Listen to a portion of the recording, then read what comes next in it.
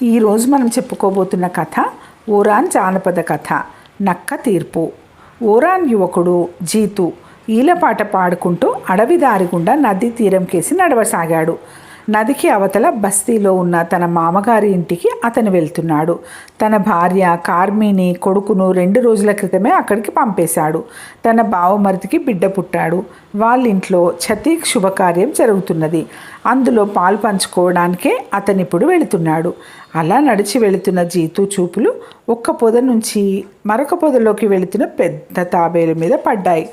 ఆహా, బ్రహ్మాండమైన వేట అనుకుంటూ తక్షణమే తాబేలు మీద పడి 2 చేతులతో దాన్ని వడిసి పట్టుకున్నాడు. అతి కష్టం మీద పైకి ఎత్తాడు. అది చాలా బరువుగా ఉన్నది. కష్టపడితే మాత్రమే మంచి వేట దొరికింది. ఇప్పుడు మామగారి ఇంటికి కానుకతో వెళుతున్నాను కనుక మరి 2 రోజులు ఉండి రావచ్చు అనుకున్నాడు సంతోషంగా. కొంతసేపటికి అతను నదీ తీరం చేరాడు. అక్కడున్న బస్తీకి ఆ నదీ తీరమే సరిహద్దు. ఆ బస్తీ చుట్టూ సర్నా అడవి విస్తరించి ఉన్నది. అతను ఇంకా కొంచెం ముందుకు వెళ్తూ సర్నా బర్హియాకు మొక్కుకున్నాడు. నదిని చూడగానే అతని గుండె గతుక్కుమన్నది. నది పొంగి 2 గట్టులకు ఆనుకొని నురగలతో అమిత వేగంగా ప్రవహిస్తున్నది. అవతలి గట్టుకు చేరుకోవటం ఎలాగా అని అతడు విచారంతో తీవ్రంగా ఆలోచించసాగాడు. నది అంత లోతైనది కాదు. మామూలుగా మొలలోతు నీళ్లలో నడిచి అవతలికి వెళుతూ ఉంటారు కాబట్టి పడవలు తెప్పకొయ్యలు ఇక్కడ ఉండవు. జీతు నిలబడి ఆలోచిస్తుండగా ఒక ఉపాయం తోచింది. తాను మోసుకు వచ్చిన తాబేలు కేసి చూశాడు. తాబేలు అతన్ని కోపంగా చూసింది. తాబేలు, నన్ను అవతల గట్టుకు చేరుస్తావా? నది పొంగి ప్రవహిస్తున్నది, దానిని దాటుకుని వెళ్ళలేను అని ప్రేమ నటిస్తూ అడిగాడు జీతు. అతడి స్వరంలోని నటనను తాబేలు పసిగట్టింది. ఈ మనుషులు క్షణాలలో ఎలా రంగులు మార్చేయగలరు? ఏమాత్రం నమ్మదగిన వారు కారు. అయినా ఈ దుర్మార్గుడి నుంచి తప్పించుకోవటానికి ఇదొక మంచి అవకాశం. దీనిని జార విడుచుకోకూడదు. వీడితో ఒక ఒప్పందం కుదుర్చుకుంటాను అనుకున్నది తాబేలు. అలాగే మిత్రమా, అయితే ముందే నువ్వు నాకొక మాట ఇవ్వాలి. మనం అవతలి గట్టు చేరగానే నువ్వు నన్ను స్వేచ్ఛగా విడిచిపెట్టాలి, సరేనా అంటూ తాబేలు జీతును పరిశీలనగా చూసింది. పొంగుతున్న నదిని దాటడానికి మరో మార్గం కనిపించక జీతు తాబేలు నిబంధనకు ఒప్పుకున్నాడు. నీలాంటి నిస్సహాయ ప్రాణిని పట్టుకొని నేనేం చేయగలననుకున్నావు? అవతలి గట్టు చేరగానే నీ దారి నీది, నా దారి నాది అన్నాడు జీతు. అతడి సమాధానంతో తృప్తి చెంది తాబేలు మెల్లగా నదిలోకి దిగింది. జీతు దాని వీపు మీద కూర్చున్నాడు. కొంతసేపటికి వాళ్ళు అవతలి గట్టు సమీపించారు. అతడు గట్టు మీదికి ఎగిరి దూకాడు. మరుక్షణమే తాబేలు నీళ్లలోకి ఈదుకుంటూ వెళ్ళిపోయింది. దానికేసి ఆశగా చూస్తూ దీని మాంసాన్ని ఎప్పుడో ఒకరోజు రుచి చూస్తాను అనుకున్నాడు జీతు. జీతు మామగారి ఇల్లు చేరుకున్నాడు. ఇష్టమైన చేపల వేపుడుతో విందు భోజనం చేశాడు. హార్య మొహువా కావలసినంత తాగాడు. బంధుమిత్రులతో కలిసి రాత్రంతా పాటలతో నృత్యాలతో గడిపాడు. మాందర్, లోహతి, నగేరా వాయిద్యాల సంగీతంతో కలిసి ఆడాడు. నాగ్రిమిట్టితో స్నానం చేసి అందమైన ఆభరణాలు ధరించి కార్మి మొదలైన స్త్రీలు మరింత అందంగా, ఆకర్షణీయంగా, ఆనందంగా కనిపించారు. ఆటపాటలు ముగిశాయి. మరునాడు తెల్లవారింది. బంధువులు ఎవరి ఇళ్లకు వాళ్ళు బయలుదేరసాగారు. భార్య పిల్లలు ఇంకా 2 రోజులుండి వస్తామని చెప్పటంతో జీతు మాత్రం తమ ఊరికి బయలుదేరాడు. నదీ తీరం కేసి నడుస్తూ అతడు తనకిష్టమైన పాట అందుకున్నాడు. వేసవిలో మండుతాయి అడవులు, ఎగిరిపోతాయి ఏమిటో పక్షులు, ఆషాఢం తెస్తుంది వానలు, చిగురిస్తాయి కొమ్మలు రెమ్మలు, తిరిగి వస్తాయి అడవికి పక్షులు అంటూ అతడు నదిని సమీపించాడు.